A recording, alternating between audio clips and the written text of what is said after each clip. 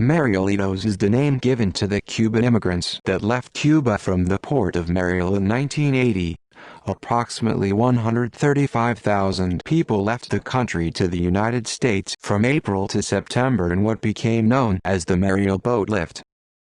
History. While there already was largely successful Cuban immigration to the United States before the 1980s, the third and most well-known wave of Cuban immigration was in 1980.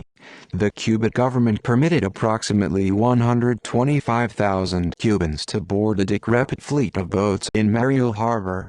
Of the 125,000 refugees that entered the United States on the boat lift, around 16,000 to 20,000 were estimated to be criminals or undesirables, according to a 1985 Sun Sentinel magazine article. In a 1985 report, around 350 to 400 Mariel Cubans were reported to inhabit Dade County jails on a typical day. However, Demetrio Perez, the city commissioner of Miami, had said that even among those Marielitos who had criminal records, there were thousands whose offenses were so minor that they would not be considered criminals here, and thousands of others whose criminal record was based on their opposition to the communist regime. Estimates assert that the Cuban refugees only included some 2,700 hardened criminals.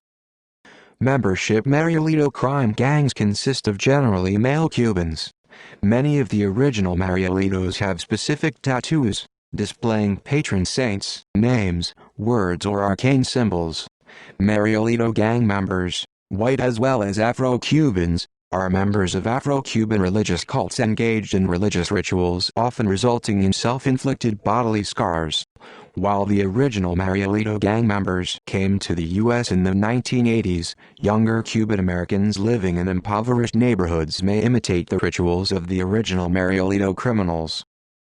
Activities. Marielito crime groups are mostly involved in drug trafficking and contract killing, although prostitution, corruption, extortion, robbery, burglary, auto theft, money laundering and bookmaking are also activities of choice. In some cases they have aligned themselves with American mafia families and Colombian cartels to set up drug pipelines and working for them as enforcers. Marielito gang activity isn't as endemic as it was in the 80s, but Marielito gangs are still active in Los Angeles, Washington and New York City, especially the South Bronx.